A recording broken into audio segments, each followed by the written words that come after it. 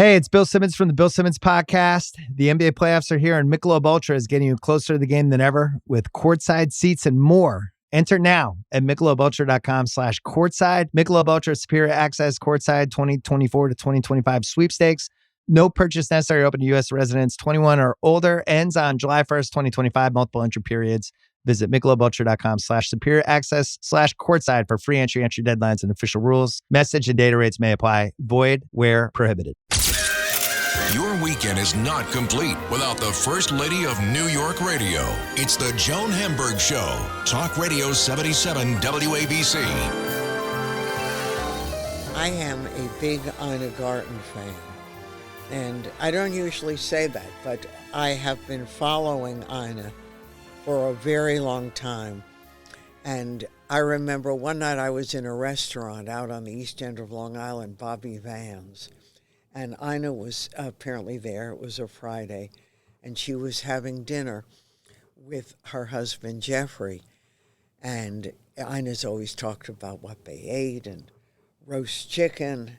And I thought, I've got to go take a peek and see. It's Friday night. Are they really eating roast chicken like she talks about? And sure enough, I walked by the table, pretending I'm on my way to the ladies' room, and there it was, roast chicken right on the plate, with Jeffrey looking like he was the hungriest man in America, and that Ina was going to feed him. So she's a good person to be a fan of, and she wrote a book, which I hope all of you are going to read, a memoir, Be Ready When the Luck Happens. I loved the title. I've always believed that a lot of people have luck. It passes them by, but the problem is they don't stop it or they don't recognize it.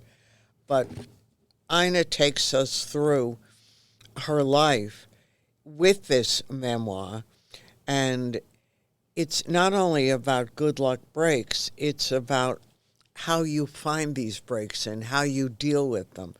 Do you treat them? Is it just hard work? Is it labor? Or what role does luck really play? And I was curious. I know when you finished your memoir and everyone was talking about it, including, I'm sure, your own friends and family,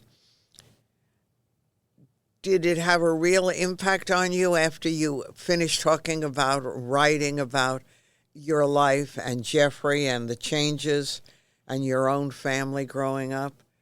What was a turning point for you? Well, first, Joan, it's so great to talk to you. I would say that I actually didn't even know what the story was when I started writing it. I was encouraged to do it, and I thought, well, there's really nothing here that's that interesting. I've just been incredibly lucky in my life. And the process of writing the book made me realize that I'd actually done the work. And so when the luck happened, I was actually ready for it. And I only realized that in the last couple of years when I was writing the book. I thought my life was like I did this, and then I jumped off a cliff and I did that, and then I tried something else. But I didn't realize that each thing prepared me for the next thing. They seemed random, but when I started to connect the dots, I realized it was extremely consistent. And so not only was it hopefully inspiring for readers, but it was incredibly inspiring for me to figure out that it wasn't just a fluke, that I had kind of built on the thing before. And so, I know, as the title suggests, I was ready when the luck happened. Right. But you were a chance taker. And so you combine that with going for it, which a lot of people might not have done or been frightened. And, for example, I don't know if you'd call it luck. You married early, a high school boyfriend, but you ended up working for the White House. I mean, people dream of being able to do that, or even going. And then I walked away from it. Right, exactly. That's the craziest part. But I didn't. I knew I had a difficult childhood. A lot of people have difficult childhoods, and I included that in the book, not because I wanted people to feel sorry for me. I think part of your life. It's just important. It's part of what I think motivates me. That I lived with people for my entire childhood who absolutely didn't believe in me, And I met this incredible guy when I was in a junior in high school, and he believed in everything I said. He just totally believed in me. And so it doesn't seem lucky that I made the shift. What's amazing to me is that I have the sense to say to my mother when she was opposed to my getting married, I said to her, I'm really sorry. This is the first time I've ever said this to you, but I really don't care what you think. I'm going to do what I want to do. And that, I think, was the bravest thing I ever did, because I never opposed my parents. I internalized what they thought of me. And the rest really stems from that momentary decision to say, I'm going to do this whether you like it or not. Yeah, and that takes a lot of guts for me. No, for me, because I was not a strong child. I think, I had it in me, but I didn't exhibit it. I wonder now, looking back, why I didn't push back earlier. But you the were truth a is I kid. Well, who knows? Yeah, but Anyway. it worked out. But it's amazing that even as high school and as you started moving forward, that you knew something that a lot of people didn't know, and you also knew how to stop luck on its way. Say hello to it and hang out for a while. I have to say, I have been very lucky, but I realized in writing the book that it wasn't. I had done the work so that when something lucky happened, I was able to do it. It was lucky that I saw an ad for a business for sale. It was the first day it was advertised.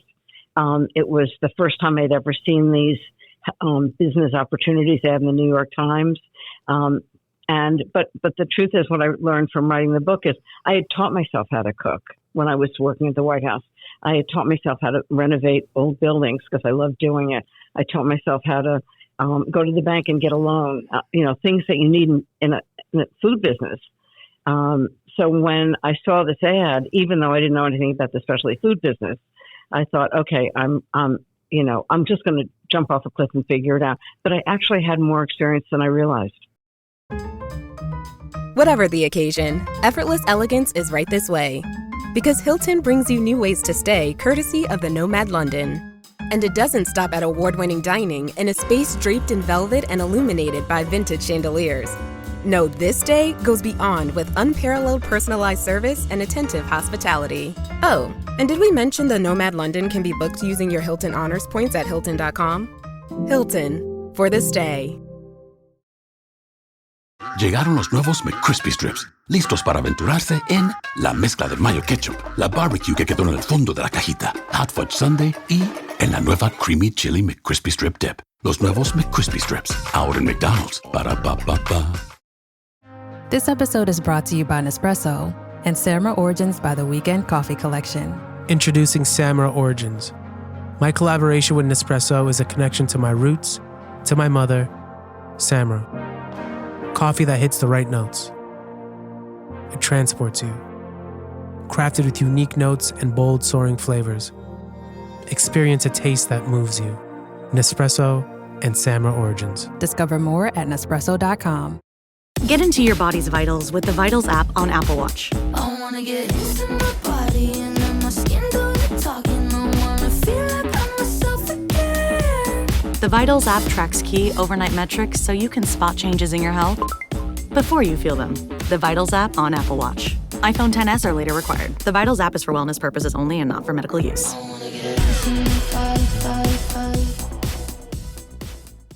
Well, you turned it into something really important, but it's when Thank you. Seriously, when we read all this, and you were just a kid when all of this started, I meant to ask you, I forgot how you ended up working for the White House. When Jeffrey was in Washington, Jeffrey went to Washington for graduate school. He went to Johns Hopkins School for Advanced International Studies, and his first job was actually in the White House, which is so Jeffrey. he just walked in and said, I'm looking for a job. And somebody in the Economic Council said, oh, good, somebody just quit. Can you start tomorrow? I mean, that's Jeffrey's luck. But he actually walked into the White House looking for a job. So, I mean, he made it happen. anyway, he heard about somebody at OMB. I was working at the Federal Power Commission, it was the most boring job I ever had. And and I worked at NASDAQ investigating brokerage houses. And I was just I was looking out for something more challenging. And this job came available. I applied for it and I got it. And I oversaw the budget for the Nuclear Power Commission and part of what's now the Department of Energy that had to do with nuclear power. Oh my gosh. And even with Jeffrey, you were young, you took a chance. Yeah. And one of the things about me that people don't know is that I have a very low threshold of boredom. If I'm not challenged by something, I'm bored out of my mind. So I don't think, when we say I jumped off a cliff to do something totally different, I never looked back. I never thought, well, I can always go back to the, OMB if I didn't want to if this didn't work out. I always felt like behind me was something I absolutely didn't want to do, and I was going to try something else and see how it worked out. But it's amazing that even though you said you knew how to cook and do that was what caught your eye, it could have been anything. And Well, I kind of thought I would either go into the food business or the real estate business. And that was the first thing that came up. And I had investigated another avenue of going into real estate. But I think it's food that really, and it was, remember, this is 1978. It was really the beginning of the specialty food business. There were a few places like Silver Palette and EAT and Dina DeLuca had started. I mean, it was really the beginning of when women were going to work and they had jobs and families and houses to take care of, and they had to get dinner on the table. And so people were now realizing there was a market for stopping and getting a prepared dinner on the way home. So that business had really started. So I kind of grew up with the business. Right. And also you grew up with someone who believed in you, and coming from a family that, you weren't quite sure they knew that you were going to be Ina Garten at that point. No, they were sure I wouldn't. Not quite sure. Yeah, so. Isn't strong enough. I've said this, and I think it's so important. You don't need a lot of people to believe in you. You need one person. It can be a teacher. It can be a parent. It can be a spouse. Somebody who just believes. When those doubts come into your mind and you say, what makes me think I can run a specialty food store, having never been in the business? Right. And somebody says, you can do it. You can do it. And actually, Jeffrey says one more thing, is that when I feel overwhelmed, he always says to me, if you knew how to run this business in 2 weeks, you'd be bored in 4 weeks. So it's actually positive that I don't know how to figure it out. It's the figuring it out that's interesting in a new venture. Well, but, not everyone can figure it out and write a cookbook when they've never done that before. I mean, that's sort of a deal. It seems like that to me. And with writing a cookbook, I actually remember thinking to myself when I wrote my first cookbook, what makes me think I can write a cookbook? I'm not a trained chef. And then after the success of the first one, I looked back and I thought, oh, that's really interesting. I had a lot of experience in a specialty food store. I knew what people wanted to eat at home rather than in a restaurant. And I understood the problems that home cooks have with recipes. So I could write a recipe for a home cook because that's who I am.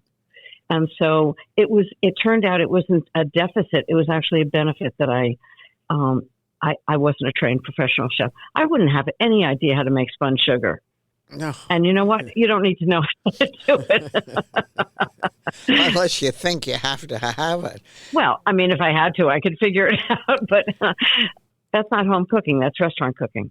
Oh, that's so funny. But when you started a cooking show, I mean, you sort of probably now it's taken for granted, and except for the fact that you have written all of this and you can go back and look at it and think, is that possible? Could I have really done that?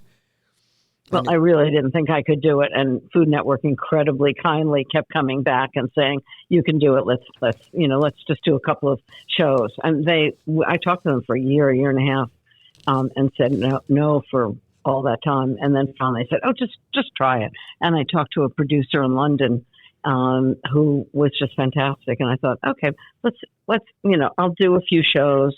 They'll know that I can't do it, that it's a disaster, and then they'll leave me alone. But it turned out to be much more interesting than I thought, and an incredible challenge. Well, I'm sure an incredible challenge, but how did you get the Food Network to pay attention to you? I mean, I didn't. I was telling them to lose my number. They had seen something I'd done on television, and or they'd seen some film of me, and the person who was the producer there, Eileen Opetut, came looking for me. And so she said, I think you could do a really great show. And I was like, oh, no, I can't. So fortunately, she kept coming back. Mm. And by then, what was in the Ina umbrella? Then you had done what? You had your cookbook?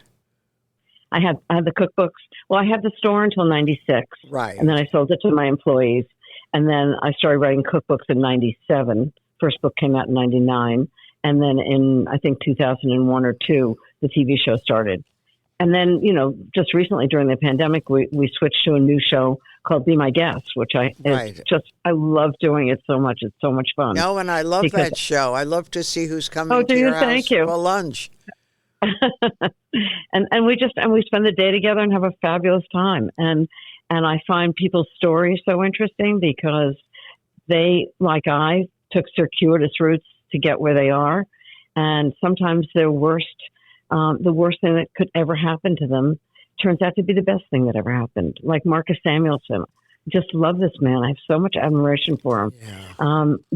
Lost his mother when he was 3 and ended up being adopted by a family in Sweden where the grandmother loved to cook. And she said to him, come, I'm going to teach you how to cook. And if he hadn't lost his mother, he'd never be the Marcus Samuelsson now. And how extraordinary, the worst thing that could possibly happen to a 3-year-old turned out to be a blessing for Marcus. Right. And to this day, has an enormous success and people love him. And they do that. And just adorable, man. Just adorable. So is there anything in the world of food or anything that you haven't done that you want to do? Or are you enjoying this? I tend to focus on what I'm doing today. I just do the best job I can today. And then at the end of the day, I decide what I'm going to do tomorrow. And I do the best job I can do tomorrow. Because what's happened to me is so far beyond what anything I could have possibly imagined that I don't even make a long-term plan. I just kind of see what comes up. And people come to me with ideas, and most of them are terrible. And every once in a while I go, wait a minute, that's kind of interesting, actually. And we explore it and see where it goes. So I have a very kind of let the universe reveal itself view of my career. And let's hope luck is some part of it. Did your folks see and acknowledge all the things that happened to you, the good things? I think my dad did, yeah. Okay. Which is nice. No, it's very nice. And it sort of, and life changes so much, and your life changes so much from the time you were a little kid. I mean, who reads an ad in the New York Times when it's got nothing to do? It isn't like you're looking for a babysitting job or something. I was looking for business. Yeah. Well, I have enormous respect for the person who started. Her name is Diana Estrada, and she started it from a dead standstill. She opened a specialty food store, called it Barefoot Contessa, and figured out how to do it. And she ran it for about a year and a half, and then I bought it from her. But I always say the train was already out of the station. She had the train moving, and then while it was moving, I could make it better and better. But I just have so much admiration for somebody who starts something from nothing. Yeah, well, especially without a lot of experience. And it isn't like that was your childhood dream. I'm going to grow up and be a food person or a cook. No. Or write recipes. My parents were horrified. My parents were like, let me see if I've got this right. You're leaving a job in the White House to run a grocery store? That you know about from an ad in the newspaper, something you've never done? In a place I'd never been. But you also ended up with someone who really believed in you, which was very important for you in your life, and to almost psychologically enable you to go forward. And he also always said what I think is the most important thing is do what you love. If you love it, you'll be really good at it. And that's so important, because if you're doing something you don't love, you have to push yourself to do it. But I love this so much. I would work from like 4 a.m. until midnight, and I'd go home just completely wired and excited. And I go, I can't sleep. I think I'll go back and test that chocolate cake I have in my mind, because I love doing it. I just wanted to keep doing it. No, and I remember with your first cookbook thinking, how does she know how to do that? And well, because I've been running a specialty food store for 20 years. Yeah, but still.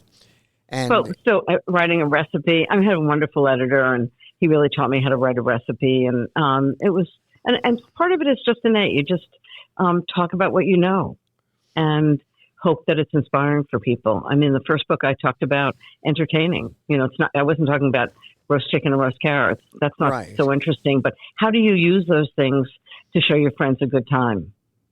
Yeah, well, and you love to entertain, and you made the rest of us attempt to do it. The thing I think you know how to entertain, Joan. Well, but the thing is, we didn't have your garden, your vegetable garden. And I remember the first time I saw that on television, I thought, how did she do that? That's, with a lot of help. Yeah, it looks so complicated. And I still would meet you at Jim Pike, the farm stand, right? Right. We'd still go to the farm stand anyway. I know. We have to go to the farm stand. It's all, part of what we do. It's supporting, and it's also supporting local businesses like that I just adore. I love living in East Hampton, and you love living in Bridgehampton as much as I do. I imagine, right? And I love going to, we have a farm stand, and we call it Jim Pike's, and I love going there and just eavesdropping on what people are buying. Do you? I do. That hadn't occurred to me. I'll be doing that next time. You want to know what they're making for dinner. Sometimes they only send their cooks, and that's a little but that we don't need necessarily. But it is entertaining. No, we live in a great food place in the world. Yeah, and the seafood and... Yeah, exactly. Local oysters and scallops. It's just great. Yeah, scallops are really delicious. And we have the best of it all. So are there more cookbooks? I'm working on a cookbook right now. Yeah. Okay, and does it have a theme, or we're going to be surprised? Not yet. I start testing recipes, and a theme of kind of reveals itself somewhere along the way, but not yet. But I'm working away on it. And when you test recipes... In fact, I'm testing a carrot recipe now. What kind of recipe? I'm testing a carrot recipe with a glaze that I'm making with miso and maple syrup. Oh, that sounds delicious. So it's like sweet and salty. Does that sound good to you? It sounds really good to me. Oh, good. Okay, good. So I like the sweet, and I like the fact that it isn't overwhelmingly sweet. Yeah, exactly. That it's balanced with the salty miso. Finding a new job is stressful. But with Indeed, it doesn't have to be. Just fill out your Indeed profile with your skills, experience, and desired salary. The more you fill out, the better your matches will be. And hearing from hiring managers will be 2 times more likely. Relax. That's your Indeed profile sending opportunities your way. Indeed, the world can work better. Hey business owners, we know you know the importance of maximizing every dollar. With the Delta SkyMiles Reserve Business American Express card, you can make your expenses work just as hard as you. From afternoon coffee runs to stocking office supplies and even team dinners, you can earn miles on all your business expenses. Plus, you can earn 110,000 bonus miles for a limited time through July 16th. The Delta SkyMiles Reserve Business Card. If you travel, you know. Minimum spending requirements and terms apply. Offer ends 7/16/25. Walmart Business is in the business of helping your business, regardless of whether you're building bridges, building spreadsheets, or building lesson plans. Ooh, that looks fun. Walmart Business can help save you time, money, and hassle so you can focus on what you're building instead of what your supply closet is missing. In short, we take care of business so you can do more with yours. We're the Walmart you love, now for your business. Learn more at business.walmart.com. What does every USAA member have in common? Family. We're one big family who supports the military community and their eligible families. And if you, your parent, or spouse served, you could join our family and save big on auto insurance. Visit USAA.com/join today to check your eligibility. Membership eligibility and product restrictions apply and are subject to change. USAA means United Services Automobile Association and its affiliates, San Antonio, Texas. That it's good. And when you test a recipe, how long does it take before you say, okay, this is in? Generally, I would say most recipes I test 5 times to make sure it's good. And we actually joke, my staff and I always joke, the ultimate test is when somebody says, get that away from me now. That means it's really good. Right, they're going to gobble it up. Exactly. We made some lemon blueberry muffins the other day, and we were all like, get those away from me. Oh my So gosh. I knew that made it in. I know. Well, do you guys eat home a lot, or you like to eat out? Both. I think, when I've been testing recipes all day, I might pick up something on the way home. Yeah. Or we'll meet friends for dinner. But, I don't, it's hard for me to, if I've been cooking all day, to go home and cook dinner. No, I don't blame you. And, you need a little break. Well, once in a while, what we tested all day is dinner. So, Yeah. But it has to be perfect. It has to be great before I'll serve it to Jeffrey. And is he very fussy, or does he like to eat whatever? He's so annoying. He's so He likes easy. whatever I serve. At whatever I serve, he goes, "Oh, this is the best thing I've ever eaten." I'm like, "That's so not helpful." But he means it. He really means it. He's such a good sport. He's a I good try not to eater. serve him anything that's. I try not to serve him anything that's not fabulous. Did working in the White House change, you think, your life? Put you on the path? I think that I learn. I think in your 20s, you try a lot of things and you learn what you do like and what you don't like. And I didn't like working in an organization. I didn't like having somebody else tell me what I should do today. And I didn't like working on huge projects that I had no control over. I mean, I was working on one project that was $25 billion. Oh my God. And it was in 1976. And we kept taking it out of the budget, which is a huge part of a deficit in 1976. And then Congress would put it back in, and then we would take it out, and then Congress would put it back in. So I always remember thinking to myself, I'd like to work on something that's $25, but it's my $25.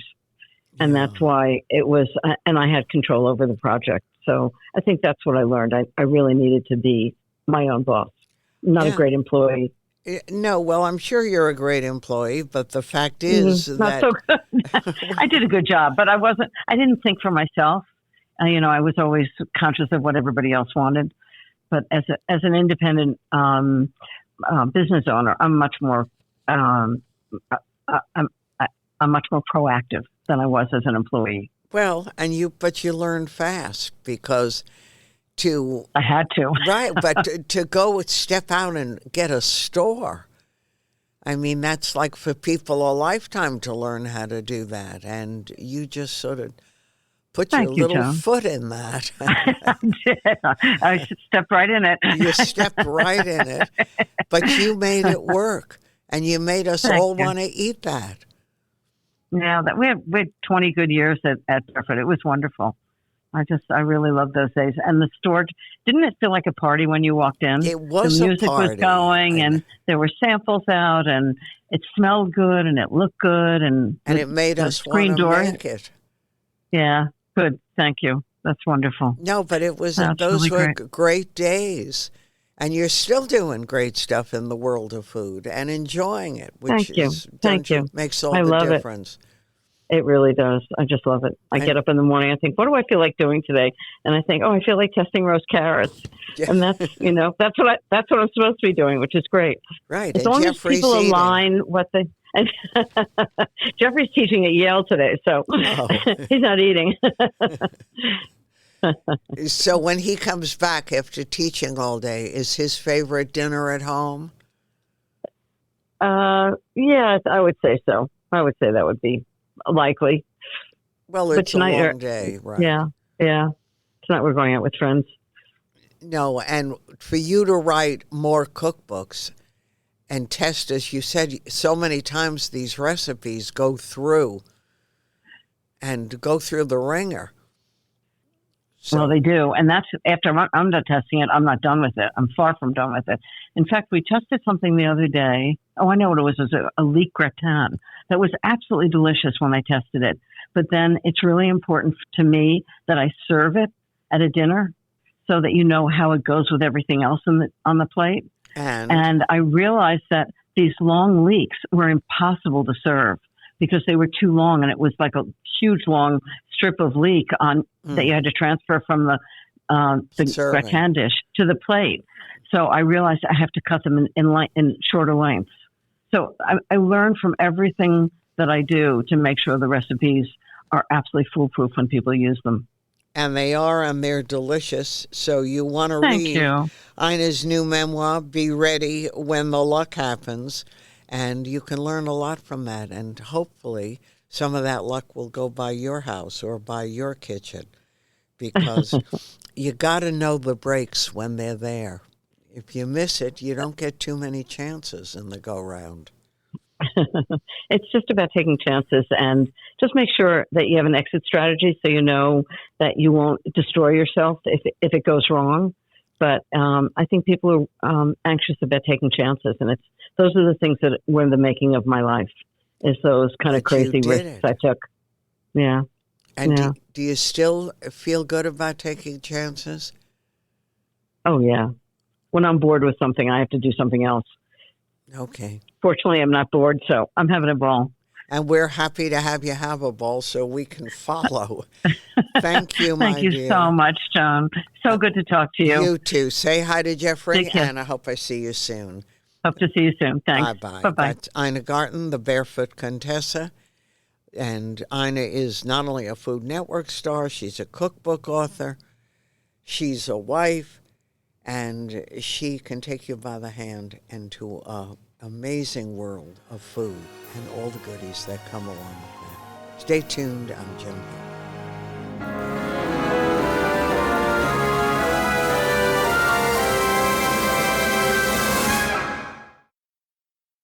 You just realized your business needed to hire someone yesterday. How can you find amazing candidates fast? Easy. Just use Indeed. Stop struggling to get your job post seen on other job sites. With Indeed sponsored jobs, your post jumps to the top of the page for your relevant candidates, so you can reach the people you want faster. According to Indeed data, sponsored jobs posted directly on Indeed have 45% more applications than non-sponsored jobs. Don't wait any longer. Speed up your hiring right now with Indeed. And listeners of this show will get a $75 sponsored job credit to get your jobs more visibility at Indeed.com/ARTS. Just go to Indeed.com/ARTS right now and support our show by saying you heard about Indeed on this podcast. Terms and conditions apply. Hiring? Indeed is all you need.